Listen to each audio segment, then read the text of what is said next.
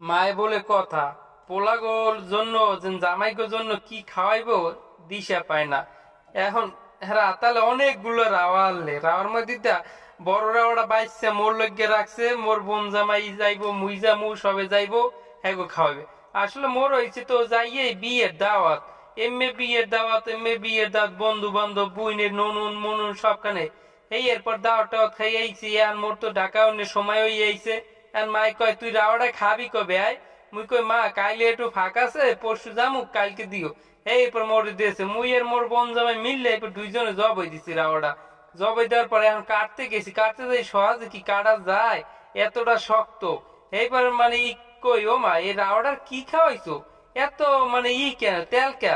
হ্যাঁ কাইটে দেই চামড়া চামড়া একদম হলুদ হয়ে গেছে চর্বির মতন, একদম বুঝে চর্বি এলা গরু। হ্যাঁ কাটতে ভাই মুই পারি, এত যেন শক্ত হয়েছে দেশি রাওয়া বললে কথা।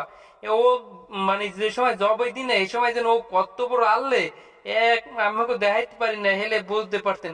ওরা পাঁচজন লড়াইয়ে মোরা দৌড়ছি, ধরার পর এরপর কই মনে হয় আজকে তোর কোনো নাই, সান নাই, তোর আজকে খামুই খামু।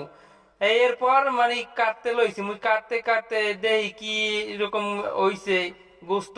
হ্যাঁ দেই মাশাল্লাহ, ভালোই গোস্ত হয়েছে রাওড়া বললা, অনেক সুন্দরই হয়েছে। দেখেন তো আপনারা এই দেশ রাওয়া কয়জনে খাই।